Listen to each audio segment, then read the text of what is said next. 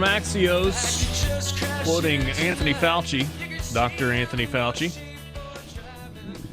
Everyone who needs a test, according to the way we're approaching the identification, isolation, contact tracing, keeping the country safe and healthy. Hopefully we should see that as we get toward the end of May, the beginning of June. Jake, that's what I'm being told by the people who are responsible for the testing. I take them for their word. I think that question and answer came in kind of a small Oval Office press conference that was happening earlier today. Maybe it was a quote from yesterday. Is that a positive quote as it pertains to sports, that widespread testing should be available toward the end of May or the beginning of June? He's not the only one that said something like that today. So the head of the FDA was on MSNBC, and I'm certainly not a 24 Hours News Network watcher, but saw the link on Twitter that he shared the same sentiment, that a few weeks from now we will have widespread available testing. And that, from a sports angle, is the most important hurdle for these, what do you want to call it, a bubble system, for them to actually work. Because if you're going to do this and play the Major League Baseball where they have 3 maybe centralized locations, or they split up into 3 divisions and play in these empty venues, and the NBA experiment to maybe take over Vegas or something like that, the only way that happens is if they have readily available testing for everybody involved in the operation. And when you think about it, that's a ton of people and their families. And although they have the financial resources to do that right now, the optics of that would be so bad because they'd be taking testing away from people that actually need it. They can't execute it. So when it becomes readily available, anybody that needs a test or wants a test can get one. That's a hurdle that they can jump over to make something like this happen. So this is a big deal to me. The governor of Tennessee, Governor Lee, I don't remember his first name, earlier today in his press conference said that every Tennessean should get a test. Whether you feel you have any symptoms or not, everybody should get tested. I don't think the governor would be throwing that out there if it didn't look like that was going to be a possibility in the near future. Hey, Dad, is this an illustration of we want information so fast and we're going to be judgmental of every modicum of information that comes out? Because 3 weeks ago, a month ago, when the PGA Tour, it was suggested that, all golfers can get tested. And we were talking about all the NBA players getting tested. And everybody's reaction was, only the rich and entitled can get tests. And now we got a governor saying everybody in the state of Tennessee should get a test. The narrative's changed a little bit, but if we're in a little bit less of a rush and we allow things to kind of play out, sometimes they take care of themselves. Yeah. And that was sort of that's the point of everything we've been doing so far, is to just try and, stay ahead of things and just let it play out, and that's what's happening now. And that's what's going to continue to happen. And we're going to continue to get more information. And eventually we're going to get through this. But, yeah, we do sort of we lived in an instant gratification world long before the coronavirus ever decided to show up. But for me, yeah, you asked earlier, is this a positive thing? How can it not be considered a positive thing? If we're getting closer to having, a lot more tests and you can find out what's going on and more information is always going to be better, it sounds like it's like a really great positive to me. Rippy, does this say anything to you? I mean, and from a sports perspective, it seems like the wheels are kind of starting to turn with regards to them getting back. You had Iger and the whole Disney thing about the NBA trying to set up maybe Orlando, Vegas, and all that. That seems to be like you're kind of getting stories coming out that they're starting to talk to players about feedback and stuff like that. And you figure at that point, then it's probably becoming pretty real. So yeah, this all seems to be falling in line with some version of sports beginning to come back, probably mid to late summer. I mean, obviously you see it with golf, but like MLB, NBA, team sports. You know what's crazy to me if you want to step back and take a wide angle view of coronavirus, COVID-19, our response to it, the global response to it, all of the charts and graphs and everything else. There's a lot that has happened in 6 weeks. I think I saw somebody point out today on Twitter that today marked 50 days without the NBA. So we've now gone 50 days. Yeah, I hear you. Feels like it, right? No, today marks 50 days, so 7 weeks and a day without NBA basketball. We would be into the second round of the playoffs, or starting the second round of the playoffs right now. There's a lot that would be going on from a sports standpoint, and we'd be in the just the thick of the chase for an SEC baseball championship. All that's gone by the wayside, and we wanted immediate. Oh, the response is terrible. Oh, we don't have access to testing. And now we're talking about testing entire states of people and readily available tests all over the place. There is a ton that has happened in terms of progress in 7 weeks. And I think maybe the good news when we look toward the start of the college football season, we've got considerably more time than that, although it is getting closer, but considerably more time than that than what has transpired. Well, we're still 3 weeks away from starting our 100 teams in a 100-day countdown. Woo. So we've got, 15, 16 weeks until the start of the college football season? That's a lot of time, especially consider what the ground that we've covered in the last 7 weeks.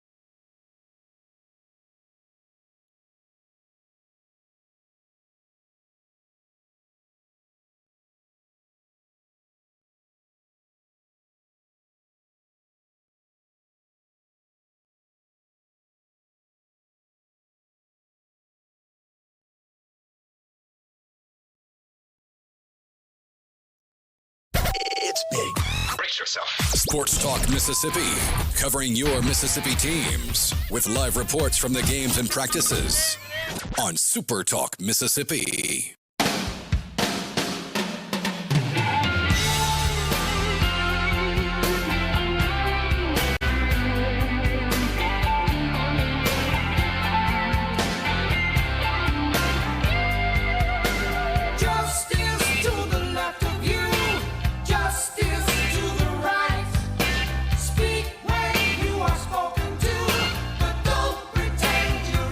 Back with you on Sports Talk Mississippi, streaming at supertalk.fm, rolling into the 4 o'clock hour. Thanks for being with us. Richard Cross, Michael Borky, Brian Haydad, and Brian Scott Rippey. In about 15 minutes, we'll chat with Rob Fisher from Grind City Media and the Memphis Grizzlies radio broadcast. The Memphis Grizzlies television broadcast. He's the sideline reporter there. Talk with him about what's going on in the NBA and whether it looks like we are trending toward a restart in the relatively near future. C-Spire text line is open to you, 601-879-4395, 601-879-4395. Experiencing fever, cough, sore throat, or shortness of breath? C-Spire and UMMC are partnering to offer free COVID-19 screening through the C-Spire Health app for all Mississippians experiencing symptoms. Learn more at cspirehealth.com. All right, so let's dive into the nuts and bolts of what is out there today in terms of the advancing story with regard to name, image, and likeness. The NCAA moved another step forward today. You've had the name, image, and likeness working group that has been trying to kind of put ideas together and figure out moving forward what the landscape's going to look like. The NCAA Board of Governors today supported proposed rule changes from that previously mentioned working group to allow athletes to take advantage of these rights. So, how can athletes be paid? Some of this is going to sound like wordy, and I don't intend for it to. We'll try and kind of break down what it means along the way. Third-party endorsements, such as promoting a product or service on television, radio, or in some form of print advertisement. I mean, that's simple enough, right? That's a business saying, I want Mississippi State football player Brian Haydad to be a spokesperson for my business. I'm either going to put him in a TV commercial, have him voice a radio spot, or put his face on a billboard, or maybe a print ad to go in a local magazine or a newspaper. And I'm going to compensate him. I'm all for them. Yeah, I hear you. I'm going to compensate him at a fair market value for the use of his image or his likeness or his name. What could that sound like? Hey, I'm Brian Haydad. Can't say from Mississippi State. Can't say from the SEC. Can't say NCAA athlete. You might could say something generic like, hey, I'm Brian Haydad. You may know me from the football field, but let me tell you where you need to get your hair cut. Or maybe to make it more realistic, let me tell you where I go to get a cup of coffee and an ice cream cone. Right? Yeah, sure. And that, yeah. I mean, isn't that a podcast sponsor that you have right now? Yes, it is. There you go. I'm giving you the opportunity to plug one of your podcast sponsors across the entire state of Mississippi, and you're busy playing Pac-Man on your phone. I'm not playing Pac-Man. I'm reading a text. They don't pay to be on this show. They want to up the money. Be happy to talk about it. Fair enough. Hey, I'm Brian Scott Rippey. You may know me from the baseball diamond, but let me tell you what I love to do when I'm not playing ball. I'm going to LB's to get steaks to put on the grill. You can as well. Stop by their location at whatever. So that's what we're talking about. Yeah. Category number 2. Social media influencing, such as modeling or promoting a product or service in exchange for samples or compensation through Twitter, Instagram, TikTok, Facebook, etc. Which is good because if you remember, UCF had a punter a long time ago that had a really successful YouTube channel. And it was not because he was a UCF punter. It's because he was pretty funny, and he made funny videos, and they became popular, and so he was making money off of it. The NCAA said delete the channel or lose your eligibility, and he chose losing eligibility. So at least they can do that now.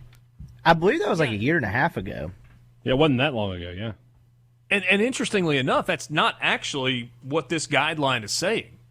I think what you're talking about would be permissible, but they're kind of looking at this as, social media influencers. I mean, when one of the Kardashians promotes a product, I mean, just like a single Instagram post is worth hundreds of thousands of dollars. A few years ago, according to the Firefest documentary, what was it? Kendall Jenner was worth $250,000 per Instagram post. Kendall? She was like 12 then, whichever one. I don't know them all, but one of those people was worth that much. Whoever they hired. She was 12 when Firefest happened in 2017. I'm kidding. Kendall, I think, is the youngest of the group. Kylie's the one that's the self-made billionaire, right? Maybe it was self-made. Either way, self-made. Okay, self-made. Well, I mean, made by social media. Well, it's just not self-made. She didn't start a business from the ground up. She absolutely started a business from the ground up. She was already a millionaire when she got started there. She was, or her family was? Okay, I don't want to debate this. Next on E-News. I know, it's like, yes, if your family is a millionaire, you're a millionaire. Are they going to just put you out in the cold? Everybody's got money but you, Kylie. Go figure it out. Oh, I don't agree with that at all. The name carried some weight into of some course of the early success. success. No, I'm not arguing that point, but your parents being millionaires does not make you a millionaire. I mean, I guess in some cases it does. I wish they were. Like Eric C., the kid that we talked about earlier, whose parents gave him $3.5 billion as like a 24th birthday present or something. That was good. Yeah, but I'm going to guess as he got $3 billion while he was blowing out birthday candles, he probably wasn't slumming it before. That's fair. Yes. To Borky's point about the UCF player a second ago, next piece. Their own work product or business activities, including digital content creation, podcasts, YouTube videos, streaming video games with monetization via advertisements, paywalls, etc., utilization of talents, including athletics lessons, music, art, etc. This is good. It's great. Sorry. So that's a big boon right there. Think about I think he's doing them now, but how much money could Jake Mangum have made in 4 years for hitting lessons? A ton. A ton of money. Is this a bad day for us when you asked a player to come on the podcast? He says, "No, I have my own." I've never had a player on the podcast, so no different for me. The component here, I think the big story that everybody's going to talk about, and understandably so, is the college football players. They're the ones that are going to command the most money because they generate, all of the revenue. They are the reason that college athletics still exist, basically, as we're learning. But this is so good for the Tierra McCowan. She wasn't at Mississippi State that long, but still, it's good for the Tierra McCowans, the Braden Thornberrys, Jake Mangum, even though he was a little bit more popular than the average baseball player, Caitlin Lee, those kind of athletes that generally don't have that much value. The softball player doesn't have a whole lot of value, but they can go teach a lesson for $50 on a Saturday now. They can do things like run a camp and be a part of that. That is what is so good about the potential to allow players to benefit off their name, image, and likeness, because it has never made sense to me that Braden Thornberry couldn't teach lessons when he was in college, because a mom with a young son who wants to play golf but she doesn't know how, that's a great resource to have a college player that won't charge you out the wazoo like a professional swing coach would, and you can throw them $50 on a Saturday morning and they can teach your son how to play golf. Everybody wins, and there's no corruption, there's none of that. And that's the best part and my favorite part about this is the golfer, the softball player. They start paying them $10,000 an hour, Borky. That's and my the favorite way part this of is this, policed will probably, like, the way things are policed with the NCAA seems like they'll be the same way since, they made it so crystal clear the school can't be involved in any way. So the way this is, like, policed and punished and all that seems like pretty similar to the old rules. Yeah. What about Although this? does the definition of a booster have to change at all with this? It has to. You would think so to some degree. Like, there's no way it could act. I mean, I guess it could, but you'd think eventually that's going to change in how a booster is viewed and what is a booster at some point with this. All right, let me throw this out as a possibility. And Zion is a bad example because he's a little bit of a unicorn in college athletics. But everybody goes, oh, Zion Williamson could have gotten $750,000 from Nike. Okay, sure. Yeah, he could have. But what if Zion Williamson digs video games and in his spare time when he's not practicing basketball or doing schoolwork in the time while he was at Duke? What if he becomes one of these gamers that's streaming online and you got, every time he jumps in to play, Call of Duty or I don't even know. Is that still a game that's popular? Yep. Yeah. Okay. He jumps in to play Call of Duty and he's got a Twitch stream and there are 150,000 kids that jump on to watch him. I mean, that's an area that people haven't really even thought about. Sports Talk Mississippi. We'll be right back.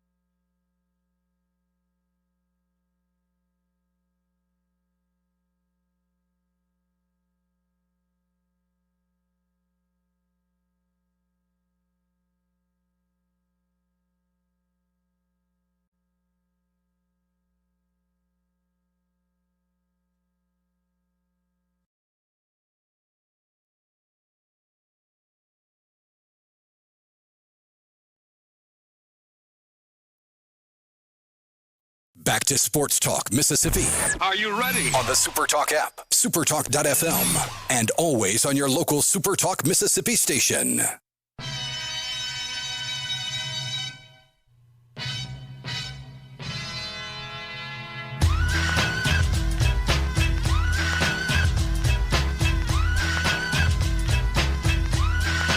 Back with you, Sports Talk Mississippi, streaming at SuperTalk.fm. Richard Cross, Michael Borky, Brian Haydad, all guests on Sports Talk Mississippi appear on the Farm Bureau phone line. Check out favorites.com and go with the home team, Mississippi Farm Bureau.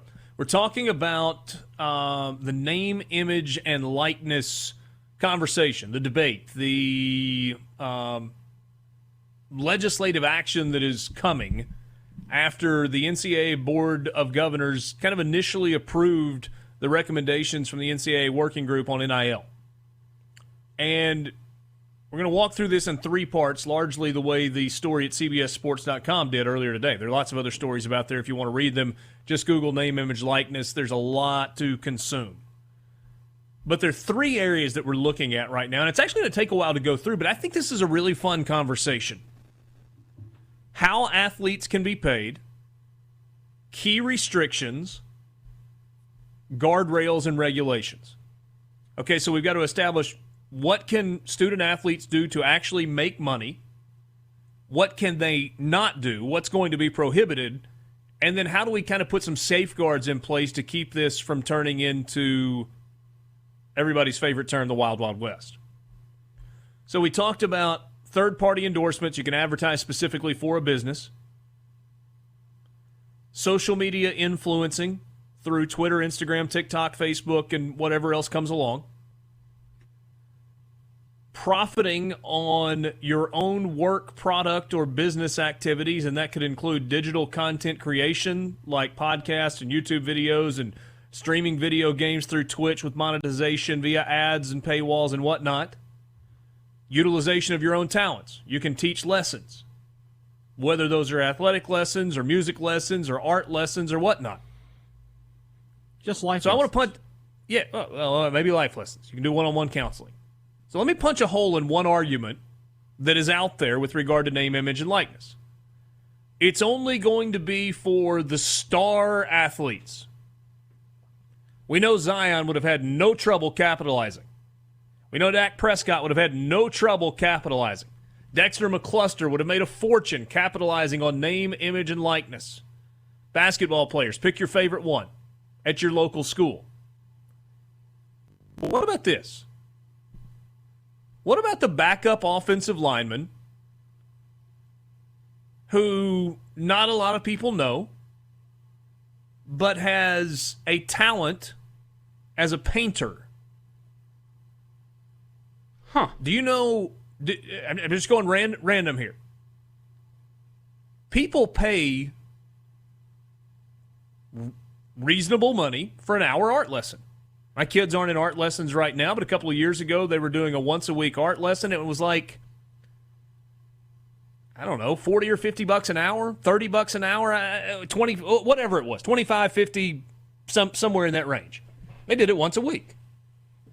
So how cool would it be if you were a third grade little boy and instead of going to see the art teacher who's got her little studio, you went to see the offensive lineman that was a football player for Ole Miss or for Mississippi State or for Southern Miss or for Alabama, and he taught your hour-long art lesson. So that's an altogether different way of thinking about it. But to me, that pokes a hole in the idea that you've got to be the guy that's on the marquee or the girl that's on the marquee to have this make sense for you. You mentioned the basketball player. How does this affect college hoops with the new G League thing? Because like the whole argument against them going to the G League is that college builds your brand. And while that's often dismissed, I think there is some truth to it. Does this help college hoops more so than other sports? It gives them the ability to fight back, so to speak. Instead of signing those contracts with the G League, you can now make because Zion's brand was kind of grown because of Duke. He was known as like a kid on that. It's ESPN and SportsCenter started posting highlight clips of at age 9 dunking or whatever. But like his brand definitely grew because of Duke. Is he the best? He's probably not the best example though, because if he'd have gone to Middle Tennessee, people still would have known who he is, and his highlights would have been everywhere. If he'd have gone to literally any school in the SEC, he's on national TV every time he plays. But sure, it's still Rippy's just it's bigger college point is hoops in correct. general. Right. Yeah. Yeah. It gives them a chance to fight back. It gives them a reasonable opportunity to compete with, like the story yesterday, a point guard from UCLA who is the number one point guard in the country, but apparently is a fringe lottery pick, like maybe one, may not be one. So he's not like the elite of the elite. I'm going to get $300K before endorsements to play on the G League team. That sounds like a lot of money, but in Los Angeles, as an elite basketball player, maybe there's enough to keep him in school. Yeah. Because you don't. I mean, what did we say that kid was signing for the other day? Jalen, whatever his name was. He's going to make Green? over $1 million. Over $1 million. I don't know that $1 million is possible, but don't tell me that Zion Williamson couldn't have made a few $100,000 in his. But his 1 never year at mind. Duke. But that's such a small percentage of people, right? I mean, that's what, 2%, Oh yeah, if that much, half of a percent. You know, it's 10 guys out of an entire deal. See, that's the thing that I would point to in this, and that's why I was saying a second ago. Never mind John Rice Plumlee. Never mind KJ Costello. Never mind Jake Mangum. We're not worried about those guys. You know they are going to cash in on this. But they're not cashing in to the tune of $1 million. But it's certainly not crazy to think that they could make $30,000, $40,000, $50,000, $60,000, $100,000. That's not crazy at all. Plumlee fits what you were just talking about, by the way. Plumlee could give piano lessons, right? He Or does, sure. plays the piano. Not many people know. But yeah, I mean, this seems fairly obvious. Yeah, this obviously does help everyone, big sport or small. A lot. Okay, so how about this? Next category, how athletes could be paid. Personal promotions like autograph signings or meet and greets. All right, so let's think about how this could work. Autograph signing, simple enough. But not just an autograph signing for the stud. How about the guy who makes a game-winning play that is on special teams, that blocks a punt to help Mississippi State beat Alabama? Okay, normally there's I got no a picture market of that. I want to get him to sign it. Yeah, normally there's no market for that. So here's the deal. I have a business in Starkville. I've got a sandwich shop in Starkville. And I call Steve Johnson. Completely made up a name. Yeah. Steve Johnson, who blocked that punt, scooped it up, and took it into the end zone for Mississippi State to get the upset win over Alabama. So Richard's Sandwich Shop either reaches out to Steve or reaches out to a point person in the athletics department to connect me to Steve, or Steve has an agent. Probably doesn't, because he's like a second-string special teams only player. And I say, Steve, I want to do a promotion on Monday. You did this on Saturday. I want to bring people into the store, 50% off every sandwich I sell, and with every person that buys a sandwich, they get an autographed picture of you. And I'm going to pay you $1,500 to come for 2 hours on Monday night, since you guys don't practice on Monday. Perfect. This is great. Yep. How about this? Not Another the one for best, not the best example, but what about that? You're talking about lesser known dudes and stuff like that. And what about novelty items? Like, you remember the Mississippi Mayhem cover? I think that was like Vince Sanders, Attaboy Joe. I don't know who the two state dudes were, and I can't see the third guy in the back, but don't you think they could make a decent bit like autographing those? Because it's like a novelty picture type thing. They would have that week, absolutely. All right, so let's flesh that out a little farther. Yeah, perfect example. I'm in Tupelo, halfway between Oxford and Starkville, and I reach out to both schools, and we figure out a day that works mutually, and I bring all 4 of those players. And I bring them to one autograph signing, and I agree to each of them to pay $1,000 apiece, and you can get all 4 signatures on that Sports Illustrated. You got to bring your own Sports Illustrated. They'll be here for an hour and a half on Thursday, whatever the day is. They'll be at my business from 7 until 8:30 on Thursday night after they finish practice signing these.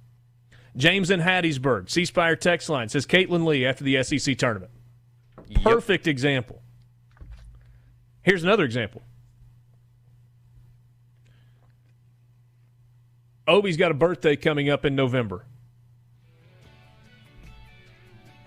I want John Rice Plumlee to come to Obi's birthday party. Or whoever Obi's favorite receiver is on the Ole Miss football team, or whoever his favorite baseball. Let's rewind a couple of years and say he loves Thomas Dillard. Or in the current environment, he loves Cale Baker. I can pay Cale Baker $250 to come throw batting practice at Obi's birthday party in the park. Why in the world not? Cale Baker gender reveals is a moneymaker. It's fantastic, Rippy. It is. That's I mean, it's awesome. true. The only limitation, if this is put in place, is the creativity of athletes themselves, agents, and people who are willing to work on their behalves. We'll look at some of the restrictions when we come back. By the way, no cap on endorsement earnings.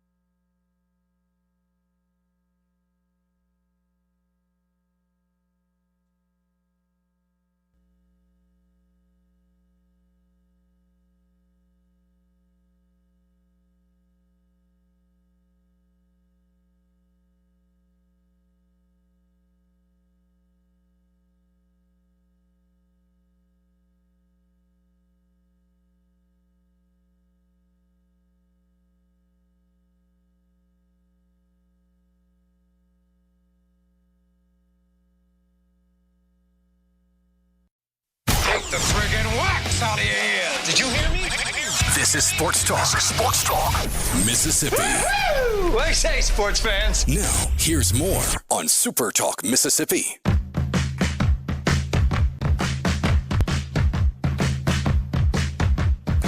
All right. Just a note for you, television viewing. The televised golf event with Tiger Woods, Phil Mickelson, Tom Brady, and Peyton Manning is tentatively scheduled for Memorial Day weekend in Florida. That was reported by Bobby Burak, who is now with Outkick the Coverage with Clay Travis's website. He was hired away from the big lead a couple of weeks ago. So Memorial Day weekend is when you're going to get Tiger and Peyton versus Phil and Tom Brady. Just so you know. Sports Talk Mississippi with you. C-Spire text line is open, 601-879-4395, 601-879-4395. Luke in Flowood, possibilities are endless. I'm a girls travel soccer manager. I'm going to collect $100 from each of the families on our team and pay two of the best women's soccer players from You Pick the College $600 apiece to come do hour-and-a-half workout with the girls. Perfect. And, there you go. Well, when you talk about the smaller sport deal aspect, to me, this is more about like athletes being allowed to do what your average student is allowed to do than the whole pay the players thing that seems to lack nuance sometimes. We had somebody text in about a musician.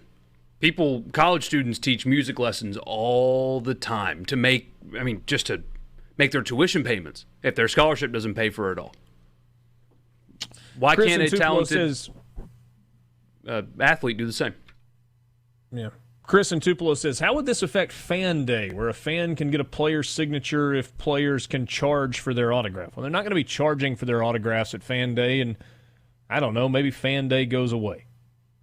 Or it could just be as simple as, hey, it costs $10 to go to Fan Day now. But that's an event the happen. university's putting on, so you can't. There's no way they could do it. Like, it's not. I don't know how to do it. Then it's sponsored by so and so. It sounds like those would be untouched. Is I guess the point. Wouldn't that stuff still be free just because it's a university event and the university can't have any? That might be the case there. Yeah, that's a good point. Yeah. There you go. Byron in Columbus. I love what he says right here. Every D1 player is popular in their hometown. They could all make money doing camps or lessons. And they should be able to do that. This aspect of it, I can't figure out what the opposition would be. I understand people are afraid of competitive balance or stuff, but you can debunk that very quickly because there is no such thing currently.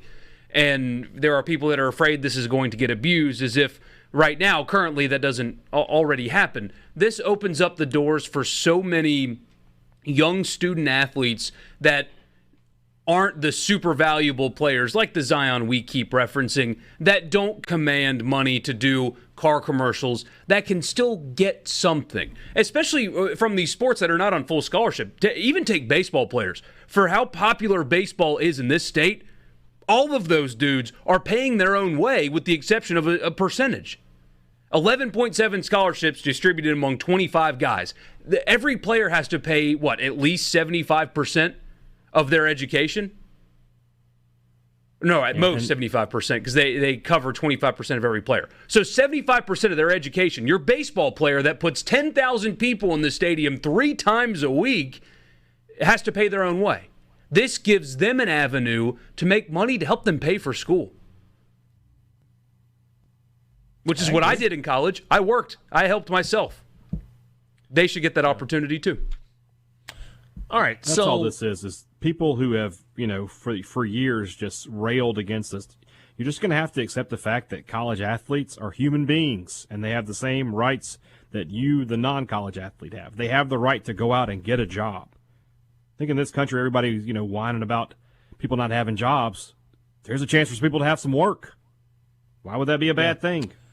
Greg in Nettleton says, Richard, I get what you're saying, but doesn't this cheapen what we hold so dear to our heart, college athletics, college sports? I don't think it does, Greg. And, to the point that Borky and Haydev were just making, we're just talking about people who are in school. And they've got bills, and all of us have the ability to make money. And look, I am not the person that cheapens the educational experience.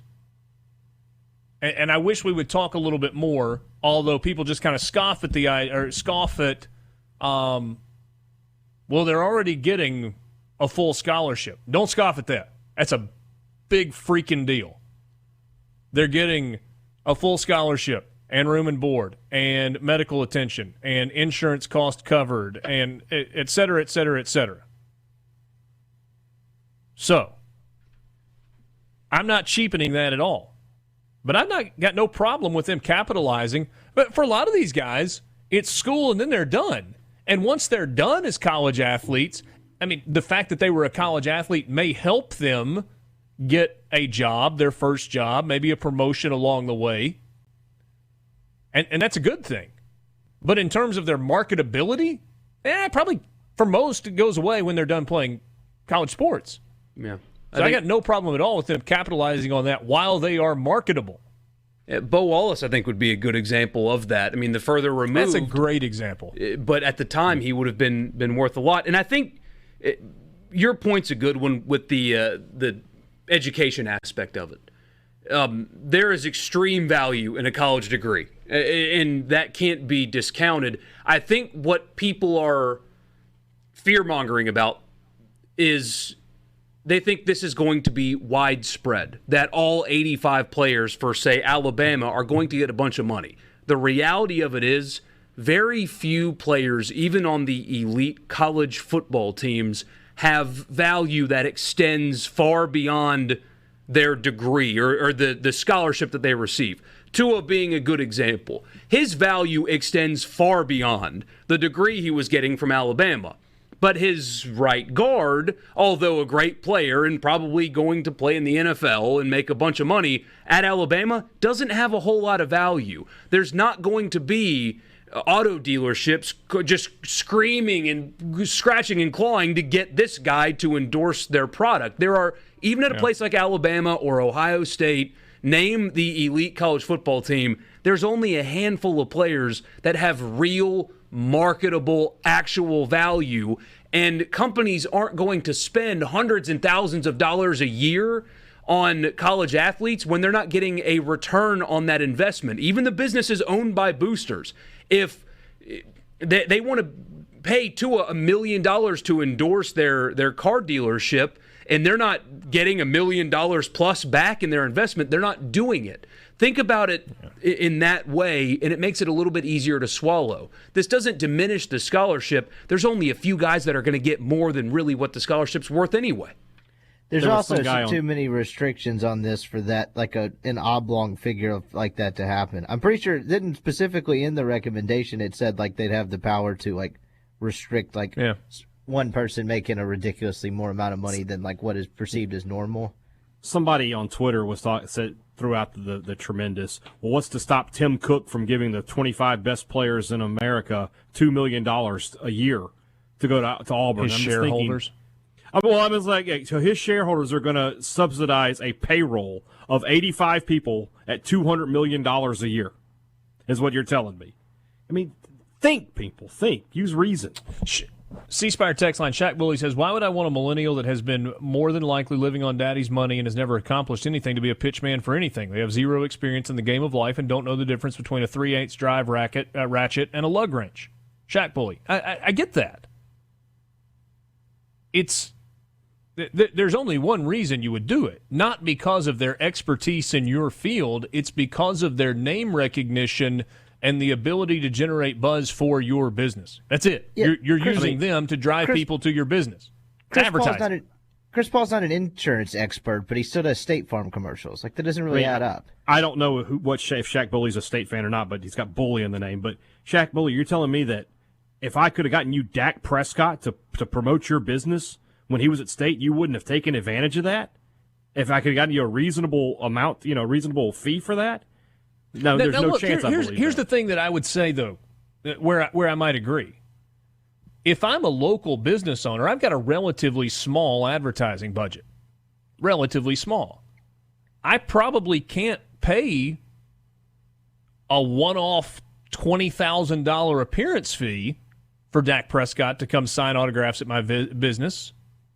If I'm a medium-sized business, maybe I can put him on an annual contract where it's $25,000 spread out over 12 months. I'm talking about smaller amounts of money. I'm talking about $500, $1,000, $1,500, maybe up to $2,500. In the same way that a business might buy a remote where we come and we broadcast from their business location to promote the business and talk about it, and they would pay us to come and be there for 3 hours on an afternoon. Same type deal. All right, so we've outlined how the athletes can be paid. Third-party endorsements, social media influencing, their own work, especially through digital content, personal promotion, and pointed out there's no cap on endorsements. Let's look at the restrictions that the working group for name, image, and likeness is putting in place as well. Look at the restrictions when we come back. Sports Talk Mississippi, streaming at supertalk.fm. Quick timeout. Be right back. It's making me crazy every time I look around. Every time I look around. Every time I look around, it's in my face.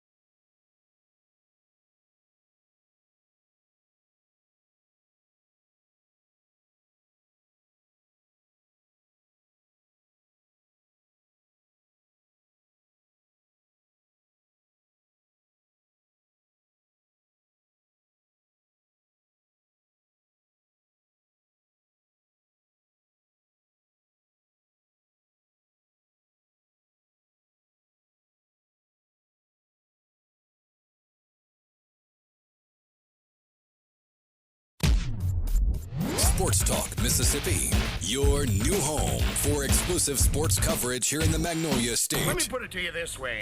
Right here on Super Talk Mississippi. All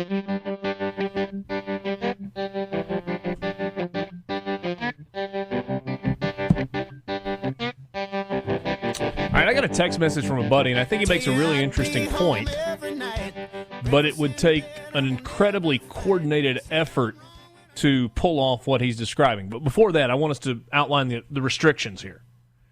So we're talking about name, image, likeness. The working group from the NCAA that's been working on NIL for a while submitted their proposal to the NCAA Board of Governors. They've given it a preliminary thumbs up. We're not to the end of this, but this is kind of what's in the proposal. So we talked about how athletes could be paid a number of ways. If you missed any of the conversation, you can go back and get it on the Sports Talk Mississippi podcast, available online on demand at supertalk.fm as well. So what are the restrictions? Athletes or third parties cannot use intellectual property from the school or the conference in endorsements. Logos, trademarks, jerseys, names, etc. You can't be on a TV commercial as the quarterback from Southern Miss saying, "Hey, I'm Michael Borky, quarterback at Southern Miss in Conference USA, and here's what I think you should do." Can't do that. Schools or conferences cannot make endorsement payments themselves. Ole Miss cannot have C-Spire, for an example, as a... No, that's not a good way to describe it. It's not a good way to describe it. Okay, Paul has sent us a message on the C-Spire text line just a second ago. Let me use this as our example. She says, "Do you think this is why my beautiful paper season tickets are going away, and now they are going to just be on the stupid phone? They will no longer be printed with athletes' pictures on them." So, Ole Miss prints a picture with star wide receiver Brian Scott Rippey on it, prints a ticket with his picture on it. Seems legit. And says, Is he raising "Hey, his Rippey, leg in the end zone? Hey, Rippey, we're putting your picture on the ticket for the LSU game this year. As compensation for using your image, we're going to pay you $10,000. Can't do that. The SEC cannot take the most marketable athlete in the conference, football, baseball, basketball, women's basketball, whatever it is, and use them to promote something and pay them for that. Can't do it. Neither schools nor conferences can facilitate or help athletes locate or arrange endorsements. So you can't hire somebody to work at Mississippi State to go out and seek endorsements for student athletes. And that's an important point to underscore. We've gotten a couple of texts. I had a few in my Twitter mentions, and even Aaron Torres, who is a national college football guy, I guess apparently doesn't know how to read, and thinks that this would be the schools paying the players. That's what the NCAA opened up, is allowing the schools to pay the kids. That is absolutely entirely false. The schools will not be paying the players a single dime. This is all outside entities, not the schools at all. It's an important point that's got to be emphasized even for people who are in media, apparently. And just real quick, to go back to Miss Paula's question, this is not the reason that's happening. I mean, Ole Miss could just as easily put out paper tickets with old players on it, with just pictures of campus on it, with whatever, just the words Ole Miss on it. It's got nothing to do with it, I don't think. I tend to agree. They're going to digital tickets because it's far more efficient. And it's more cost effective, but it's efficient and it's environmentally friendly and, as well. There you go. Schools cannot use or allow boosters to use endorsements as a means of paying for enrollment or participation in athletics. So a school can't take... you can't promise a recruit, hey, when you come here, this car dealer is going to give you $200,000. I think that's what that's saying. That's my interpretation. And that'll probably be tough to enforce. I do think it would be a universal thing that now, since this would be above board, this would have to be reported, and the NCAA would flag any, let's say if you run a camp and the usual fees like $50, but you're charging your campers $500, an abnormal payment for the service that you render, they would flag that and investigate it. But if you are still breaking NCAA rules as far as paying players, I think they need to be more consistent with their enforcement, and this would probably remove a lot of the silly stuff anyway. But they should start shooting people to the moon if you break the rules now. And I think everybody would agree with that moving forward. If you break these rules that allows the players to get paid, shoot them to the moon and make the punishments as harsh as you possibly can, because now that the athletes can get paid, there shouldn't be a reason to cheat anymore. I know they're still going to try, but... but... Of course they would, but I would support them but. having much stricter punishments moving forward, because this would be done above board. I think another way maybe to look at this last one, schools cannot use endorsements as a means of paying for enrollment or participation in athletics. In a partial scholarship sport, you can't say you're only going to get a 25% scholarship, but we're going to make sure you make at least $30,000 in endorsements to cover the rest of your cost of attendance. I think that's one of the things maybe that they're talking about there. All right, Sports Talk Mississippi, streaming at supertalk.fm. Interesting topic today. We'll take a timeout and be right back.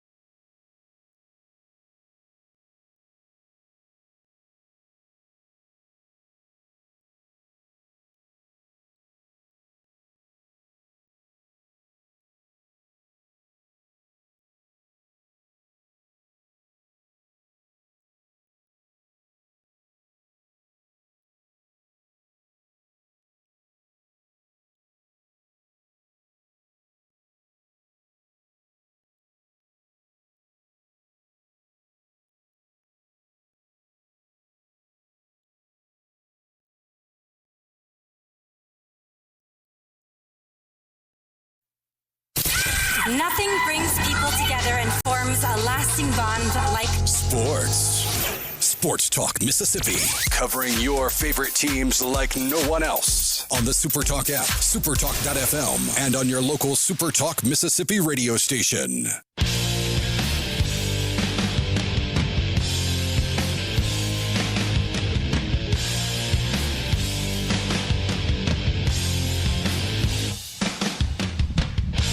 Five o'clock hour with you, Sports Talk Mississippi, streaming at supertalk.fm. Richard Cross, Michael Borky, Brian Haydad, and Brian Scott Rippey. Thanks for being with us on this, what day is it? Wednesday. Today. Wednesday. Thank you. Wednesday afternoon, 29th of April. Good to be with you. C Spire text line is open to you, 601-879-4395, 601-879-4395. Equip your organization for simple, successful business continuity with a work-from-anywhere toolkit from C Spire Business, featuring powerful resources like UC1 and Office 365. With C Spire Business, it's easy to give your team the tools to get things done no matter where they are. Share files in seconds, chat on any device, meet virtually, and more, all over secure cloud-based solutions with dedicated local support. Get your organization remote work ready today at cspire.com/business. It is time right now for the College Football Fix.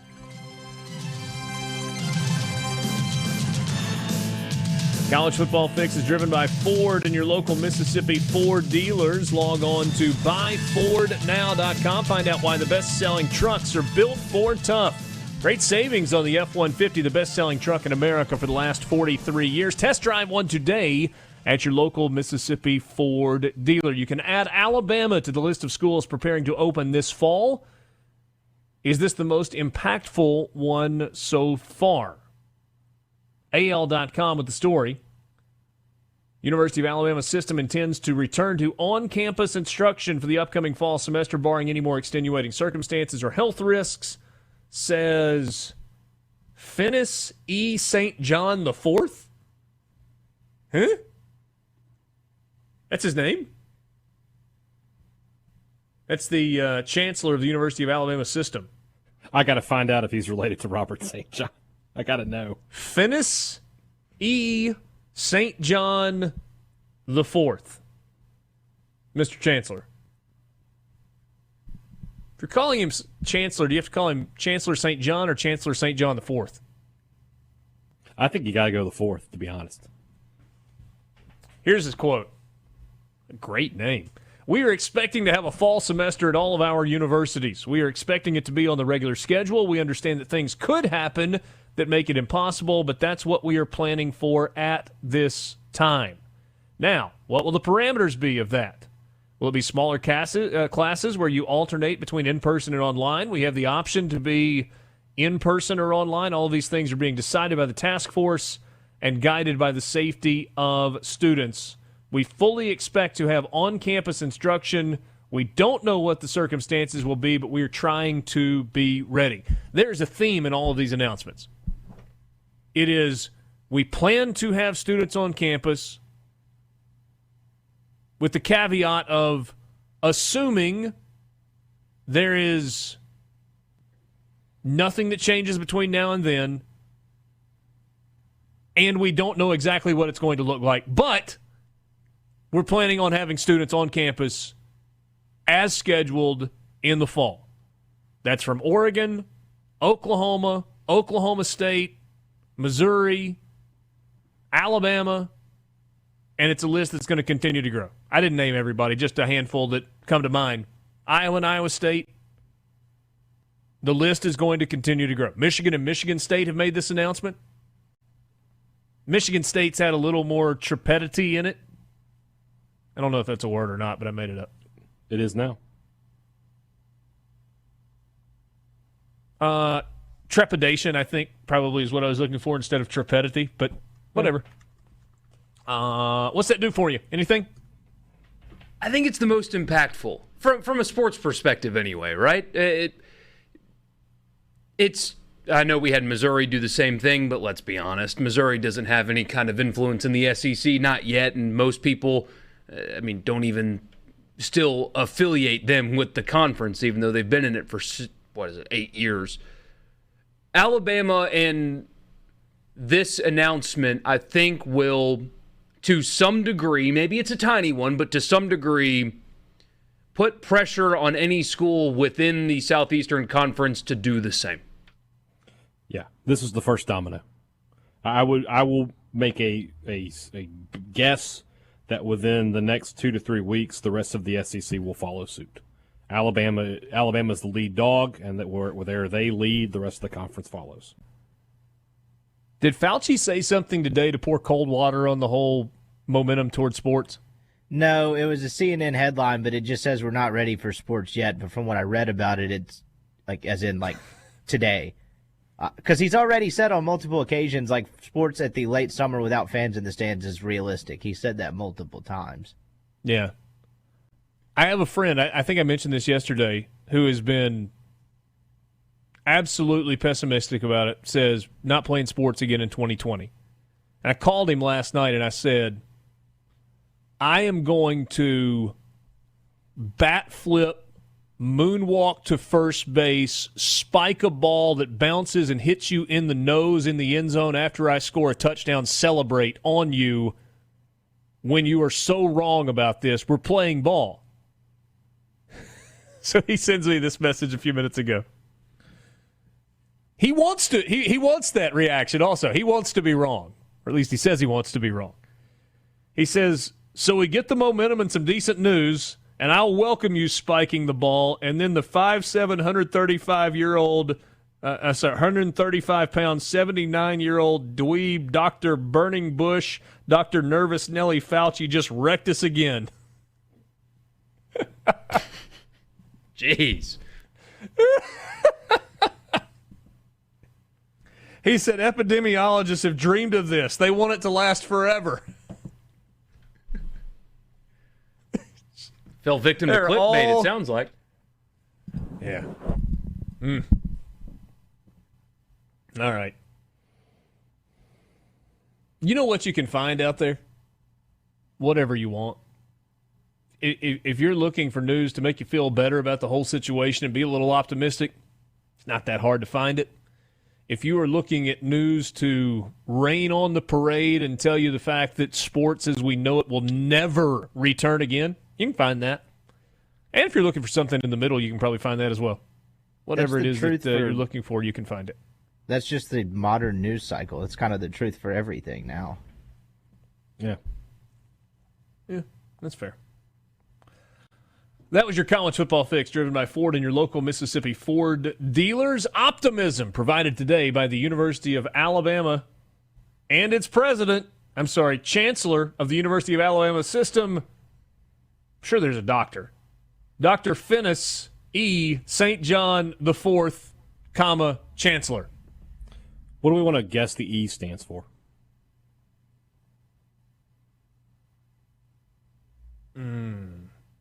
Ebenezer.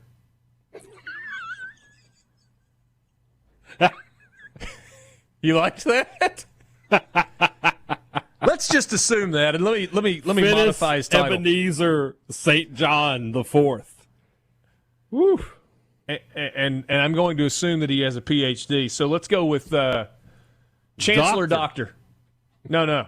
Chancellor Dr. Finis Chancellor Dr. Finis Ebenezer St. John the Fourth. Can we look up and find out what his actual real name is? I'm looking. Also, he has a son, Finis E. St. John the Fifth. In the meantime, while you're looking that up, your friend might start cooling on Fauci a little bit. Apparently, a few hours ago, he was speaking on the clinical trial for a drug that I'm not going to try to pronounce, remdesivir. God bless me.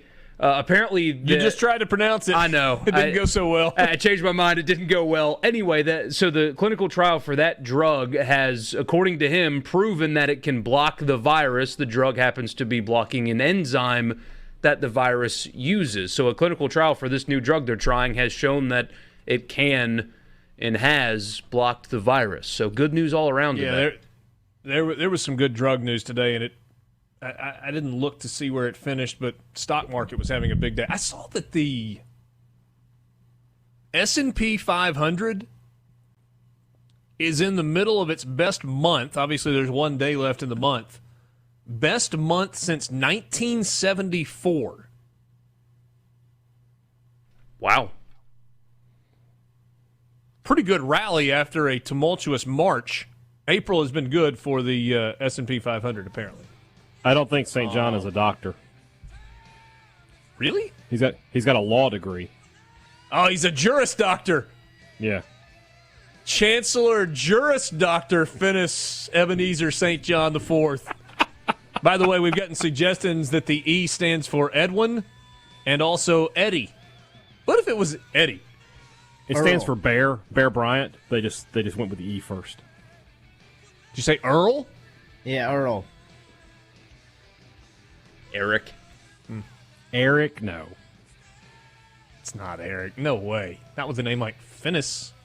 Finis Eric. Come on. Sports Talk Mississippi. We'll take a timeout and be right back. That was your college football fix. Somebody suggest Eugene. Good.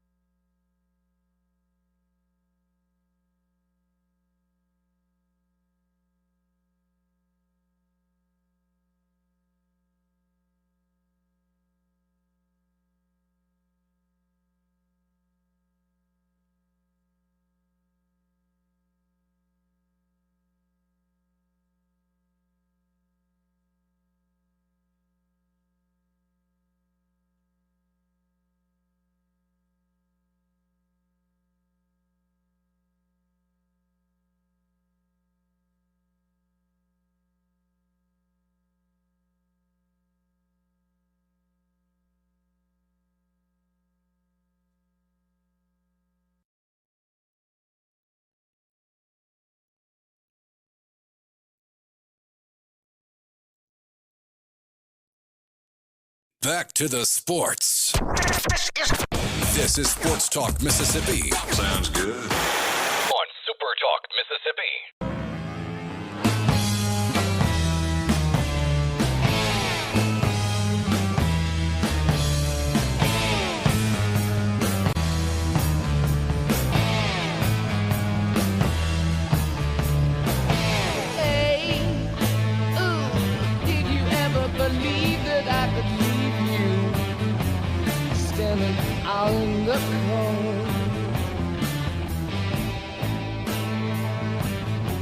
Sports Talk Mississippi with you.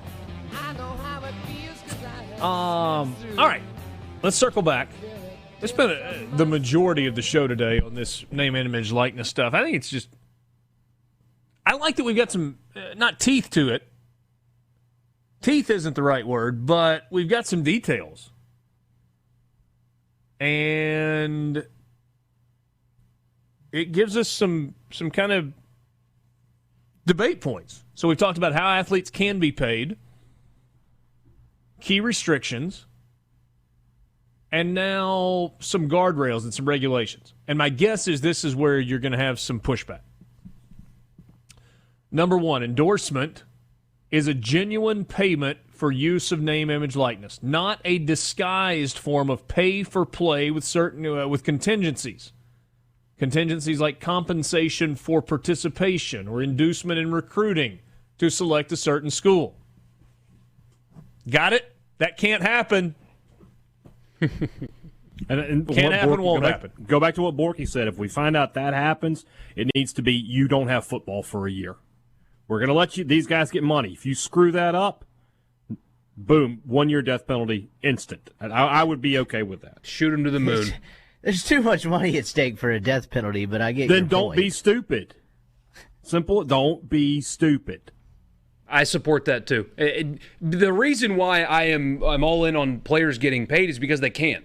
And so I'm okay with boosters giving kids and their families money because why should I be mad when somebody who's really good at sports gets money for being really good at sports? It happens everywhere. I mean, we have 16-year-olds signing endorsement deals because they're good gymnasts. Why should an 18-year-old senior in high school not be able to get a few extra $100 if they're going to college?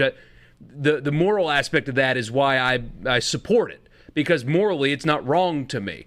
But if they're now allowed to benefit from that above board, I think you should shoot the programs that still cheat to the moon. That's the line I've drawn. I'm with you. What if it's from...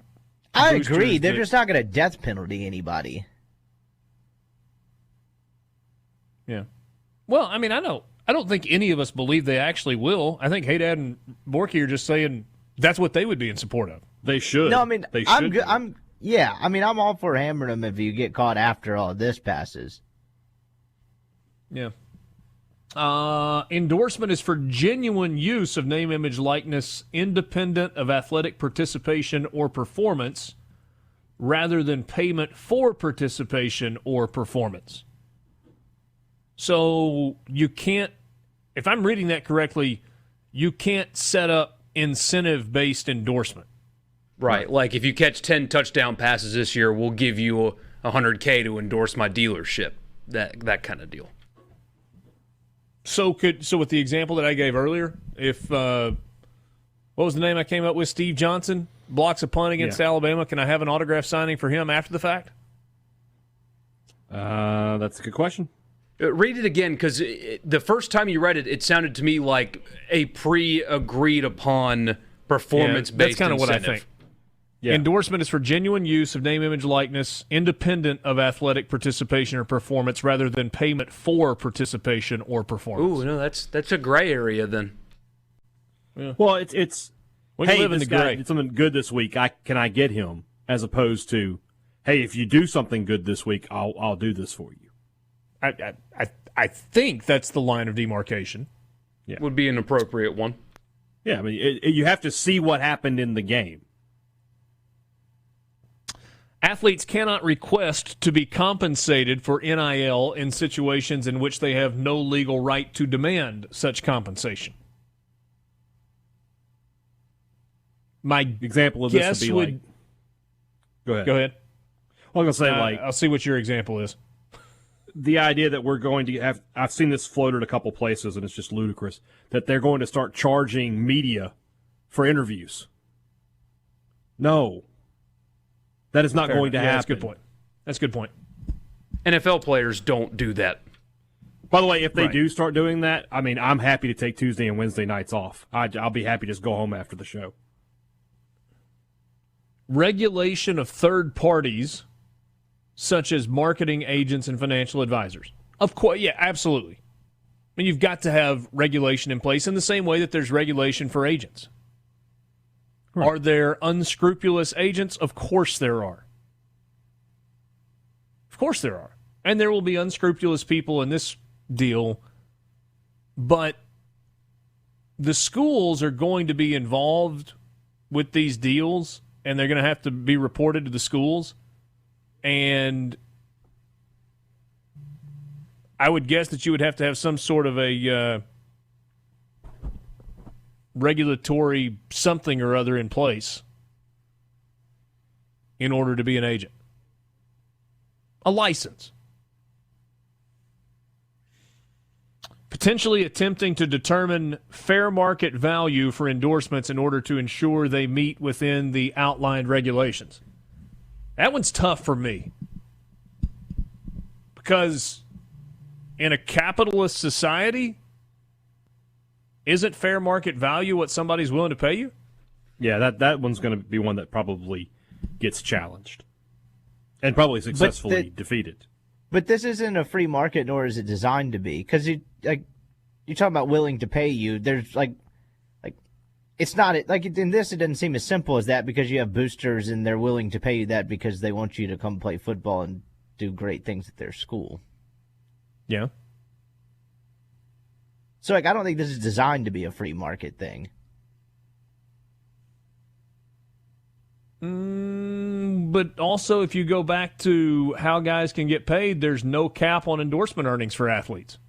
But isn't there, in the recommendation, wasn't there a paragraph in there about like the ability to stipulate when certain amounts become irregular or whatever it was? Yeah, they are. So they say there's no cap, but there's a cap.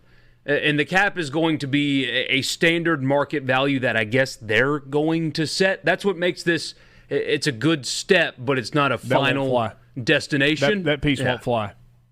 Yeah. And the legislatures won't let that happen. There are a few quotes out there from the people that on the elected leaders side of this thing are not exactly thrilled with some of the language in there, and that was a big one. Is you say there's no cap, but also you say there's a cap.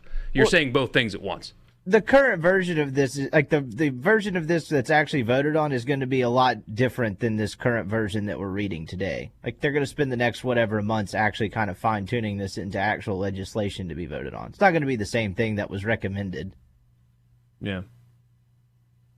Potentially limiting categories of promotion to be consistent with NCAA's membership values, which means no alcohol, no tobacco, no sports gambling.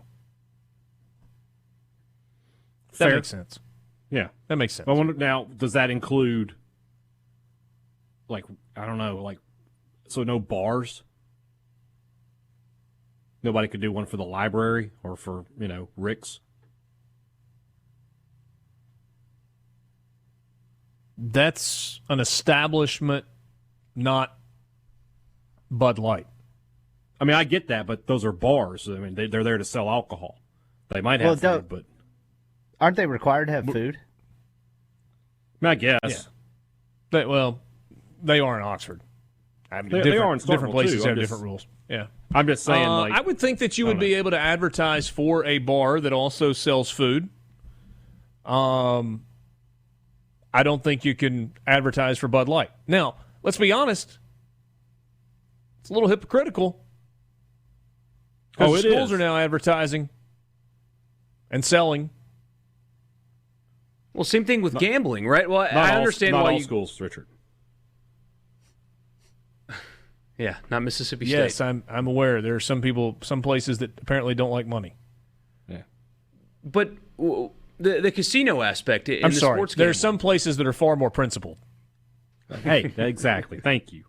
Appreciate that. NFL players and NBA players are banned from doing sportsbook endorsements, right? Isn't that pretty sure? Yeah, I've never seen one. Come on, they can't advertise for casinos and sports. Right. That's why I was asking the question because even pros can't do that. Yeah, can't do it. Pete Rose. In the long run, it costs you more than you make. Potentially limiting categories real quick, of third-party. Speaking of Pete Rose, real quick, did you see they canceled the Hall of Fame inductions for this year? I did. We're going to do it in 2021. Yeah. When you Coming mentioned the autograph to- thing earlier, Richard, I was wondering if it was going to be like picturing like a college kid with the Pete Rose outside a casino or John Daly in his RV style type of thing. Maybe. Outside of Hooters on Washington Avenue. Just merch everywhere.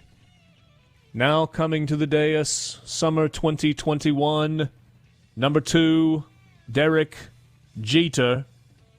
Jeter. He's not British, you know. The announcer that wasn't very good. Well, his best accomplishment. I was coming to the most interesting regulation in all of this, and we started talking about Pete Rose. Farm Bureau phone line. We'll be right back with a guest on the Farm Bureau phone line.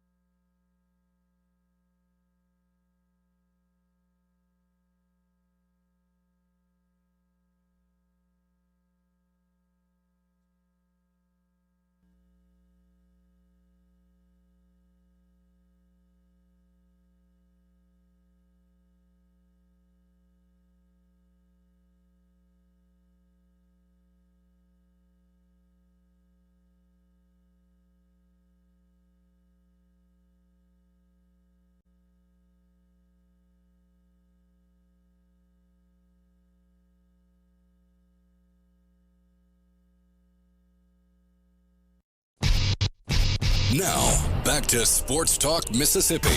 Say that again. Please say. Now, back to Sports Talk Mississippi Sorry, poorly timed joke, completely inappropriate. on Super Talk Mississippi.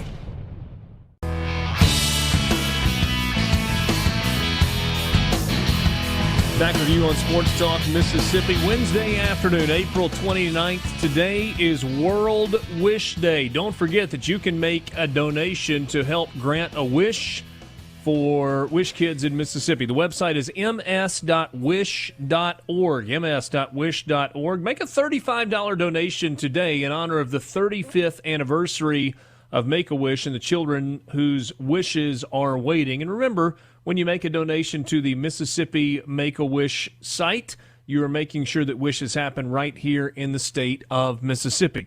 And right now, on the Farm Bureau phone line, check out favorites.com and go with the home team, Mississippi Farm Bureau. We've got somebody who knows all about Make-A-Wish Mississippi. Kobe Payton joins us right now. He is now 8 years in remission and is 22 years old. He's a senior at Jackson State, and he also was a recipient of a wish. Kobe, what's up, my man? Hey, how are you? Doing well. Appreciate a little bit of your time this afternoon. Let's just kind of jump right in, and I'd love for you to tell me first a little bit about your background, the illness that you were dealing with, and what that was like, 8-10 years ago? Yes, sir. It was, and no problem at all. I love talking about Make-A-Wish and anything that has to do with you guys. But it was really pretty crazy for me. I was in the 8th grade. I was just getting ready to start 9th grade football, and I had a huge knot on my leg. And they told me that I didn't have to do chemo, and then they're like, "Oops, sorry, you got to do chemo. You know, you got to do." And it was like, I think it was 8 rounds of chemo. I did it from like January to the first week of June, and then I had to do 36 rounds of radiation. So it was a pretty traumatic experience. My family kind of kept it in, because people really didn't find out until the end, where I started going places with no hair, and people were like, "What's wrong?" And so I told them I had cancer. So it really wasn't bad. It never really was bad because my family kind of kept it in house. Nobody really. My mom didn't want people to freak out, so she didn't tell anybody. but once people found out, they freaked out. But I was already mentally okay. But you know what I'm saying? It was pretty traumatic. But it was a soft tissue sarcoma in my right leg. So how long was? So you said you had to go through 8 rounds of chemo. What was that spread out over several months? Yeah, they did. They hooked me up to an IV. It was a funny story. My medicine, I had a girlfriend at the time. Her name was Adria, and my medicine was called Adria Phosphide or something like that. It was crazy. But okay. No, but they had. Is Adria still around? No, sir. But we're still good friends, just in case she's listening. Good. just in case. I love it. They hooked it up, and they just they dripped you for they let the medicine drip in you for a week, and I wouldn't eat, I wouldn't talk to anybody. They tried to bring the Make-A-Wish people came, and I you know what I'm saying, they of course I interacted, but they wanted me to go play games in the lobby, but when you're doing chemo and radiation, your senses get heightened. And so, I could smell everything. I could smell, your deodorant, and you wore it yesterday. I could smell everything, and I never wanted to leave my room. And I never did leave my room. My mom would have to force feed me. I would not do anything. It was for 7, it was over a 7-day span, but I was not nice. I'm just going to be honest. All right, Kobe. So Kobe, take me back to when Make-A-Wish came to visit. You weren't in a great place, it sounds like, mentally. You didn't feel good. And they came in and they said, "We want to grant a wish." Is that how it worked?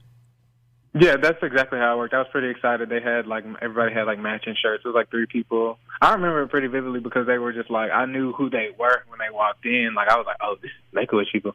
You know what I'm saying? I knew, and I saw their shirts and everything. They were really nice. But I told them I wanted to. I think I said I wanted to take Malia Obama on a date. I was we're the same age, so I think she was 12 at the time. But I told them. Hey, how would Adria have felt about that? We didn't talk about it. I just kind of said what I felt. I was 12. I'm sure she'd be. I think she's a good sport. She would have been excited for me, I think. Okay. So I mean, Make-A-Wish kind of they kind of do everything they can to grant wishes, but they said, "I'm sorry, we can't do that one." Yeah, I mean, and my mom was like, my mom looked at me when I said it like, that's a lot. Like, she was like, are you serious? And so I was just like, yeah, well, and then I told them I really liked the Steelers. And so they flew me out, and I met the whole team, and like Roethlisberger threw me a pass and everything. Like it was crazy. Like I still have pictures, and I still show people and like talk about it. Like I wish I could do it again. Honestly, I don't want to do chemo again, but like if I could do that experience over as my age now, I feel like it would be way more exciting because I would be asking questions. Like I was just in shock the whole time when I was there. The first time. Yeah, I've got a picture of you with Mike Tomlin, and you've got a big smile on your face, but you kind of look like a deer in the headlights there. Like you're a little bit stunned there standing next to Mike Tomlin. I was definitely in shock the whole time we were there. I was like, it didn't hit me like until like I looked at pictures after we left. It was really exciting though. Like it was highlight like one of the best days of my life, just because like it was just like everybody was like the people like the Make-A-Wish people like came in our hotel and were like super nice. Like Miss Leanne, shout out to her. We still talk. But she was like our person who like helped us like help the wish. Like she was like the main person who was over the wish, and like she was talking with us the whole time. Like it was snowing and like they drove us around. Like it was a whole lot of hospitality. Like I had a great time. All right, so Kobe, tell me what the wish meant when you're at kind of a low point going through your chemo. They come in. You talked about how much you enjoyed this. How did it kind of change your outlook? Did it help in kind of the healing process for you? Well, so the wish happened after I finished everything. So like I had hair and everything. Like I was just in a great place. So like wherever I was mentally, just like it definitely went up. Like I was just like I was on a cloud. Like, and I knew it was coming. Like, you know what I'm saying? I knew it was coming, but like I wasn't in like a bad. Like I was pretty happy. Like I think I had a whole afro by the time they were able to grant the wish. But like it didn't like I was already happy, but like they definitely like took it to a completely different level when I got to like meet the whole team and everything. It was really fun. So, Kobe, we're encouraging people to make a donation to the Make-A-Wish organization here in Mississippi. It's ms.wish.org. You can click on the donate button. We'd love for you to make a $35 donation in honor of the 35th anniversary of Make-A-Wish. Why would you tell people that that's important? I just feel like it's important just because luckily for me, like I was able to, I'm luckily to be 8 years in remission. But some kids like were my age. Like there was a guy, his name was Harrison.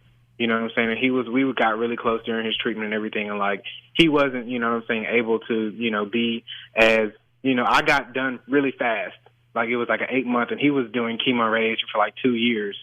And so, you know what I'm saying, like that might be his last happy moment, you know what I'm saying? So, like, I just feel like, donating, if you want to donate to a great cause, like this is probably the best cause to donate to just because they're children, like, you know what I'm saying? Children, I was very, very innocent when all this, you know what I'm saying? I'm not saying I'm not innocent now, but I'm saying, like, I was innocent, happy-go-lucky child, like, that had, that I just got done with chemo and, like, now I'm getting to go meet my favorite football team. Like my national, like in the NFL, and like these guys are being so nice to me. Like it's a great cause. I really don't see a better cause besides this one. Well, Kobe, we certainly appreciate you spending some time with us this afternoon. Appreciate you sharing your story, and glad that things are going so well. So, senior year has been kind of rocked a little bit. Are you going to be able to finish this spring, or is it next fall, next year when you finish? Well, yeah, they're gonna like mail us our degrees, but we definitely don't have a graduation. That's really the only negative thing. Like things kind of shut down. Like I feel like I was telling my friends, God said we were having too much fun, and He had to slow things down because I was definitely having a lot of fun my spring semester, and like right after spring break, everything shut down, and like the whole second half of spring semester. But we are still able to graduate. Like I would be graduating. I would be having graduation this Saturday, but it got canceled because of COVID-19. Well, congratulations on earning the degree from Jackson State. We wish you nothing but the best, and whether you've got a graduation or not, an actual ceremony, you certainly have a lot to celebrate. Thanks for visiting with us, Kobe. Yes, sir, no problem. You guys have a great day. You as well. That's Kobe Payton. He received a wish from Make-A-Wish 8 years ago, maybe 10 years ago. Said he was 12 years old when he was fighting cancer, had cancer in his leg. kind of a lump that popped up, and 8 years ago in remission. Now also had the wish granted, where as a Pittsburgh Steelers fan, he got to go and meet the entire Pittsburgh Steelers team, spend some time with Mike Tomlin. Really cool picture that we've got of that as well. So thanks to Kobe for joining us on the Farm Bureau phone line. Check out favorites.com and go with the home team, Mississippi Farm Bureau. One more time, the website, ms.wish.org. That's where you can go to make a donate. Today is World Wish Day. We've been telling you about that for a while. And it's the 35th anniversary of Make-A-Wish, so maybe make a $35 donation. You've also got COVID-19 obviously impacting all aspects of the lives of Mississippians. In honor of the 16 Make-A-Wish kids in Mississippi and to help our heroes on the front lines of this battle, Make-A-Wish staff, volunteers, and Wish families will donate a hand-sewn mask to a local health facility for every $10 donated. It's called Fund a Mask Grant a Wish. To donate and help grant a wish to a child with a life-threatening disease and help our healthcare workers get their much-needed masks, go to supertalk.fm/masks. Take a time out. We will be back with you right after this.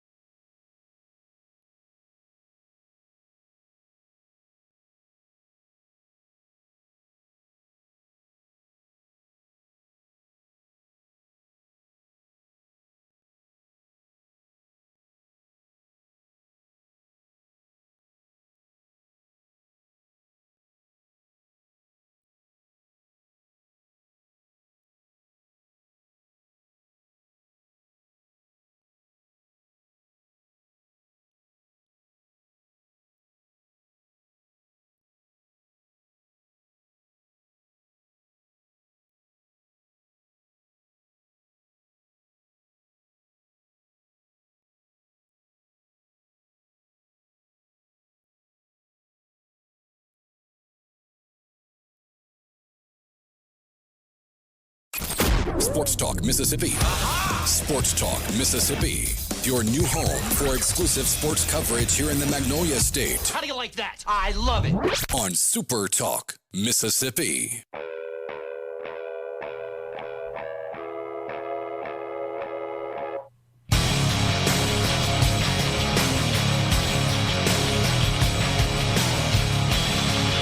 Yes, I know we've spent a lot of time on this name, image, likeness story today, but there's one last point I want to get to before we finish. Going through the regulations section, so we talked about how athletes can be paid, some of the restrictions that are in place, things that they can't get paid for, and some regulations that are in place. Who can and can't work with them. How about this, though? This, to me, was the one when I was reading through this, I said, whoa, wow. Potentially limiting categories of third-party endorsements, i.e. athletic shoe and apparel companies, due to a history of encouraging or facilitating recruiting and other rules infractions. Now, guys, we talked about this in the break a second ago, and somebody said, oh, well, that's because you can't have competing brands. Well, we know that. I mean, if you're at a Nike school, you can't advertise for Under Armour or Adidas. If you're at an Adidas school, you can't advertise for Under Armour, Nike. If you're at an Under Armour school, you can't advertise for Adidas or Nike. You get the point. I read this as saying there may be restrictions on being able to advertise for any athletic shoe and apparel company. Am I reading that wrong? I do love how they're hiding it behind shoe companies might use it to entice kids to go to a certain school, and not, we need to protect the schools and their multi-million-dollar apparel deals that they've signed. Yeah, but Borky, in fairness, I mean, and we've got an FBI investigation that's ongoing that is centered around the shoe company's involvement in recruiting and grassroots basketball and the cheating thing, right? Yeah, sure, but you also are going to open it up to business owners to pay them in endorsements when the business owners are already paying them under the table. I don't know. It seems in a piece of legislation, if you will, that is filled with really good things, that made me chuckle, because all you're doing is making what has been done illegally or against your rules above board. Isn't the shoe company the same thing? If you make it above board, they can't entice players to go to certain schools because then it's laid out for you, obviously. So how would it hurt a school with their existing contract? I mean, is the thought that if Jordan Brand signs Shea Patterson, Michigan might get less money in their Jordan Brand contract? Well, that return on investment wouldn't have been very good, but that was a bad choice. Potential I was just using it as an example with a recognizable name.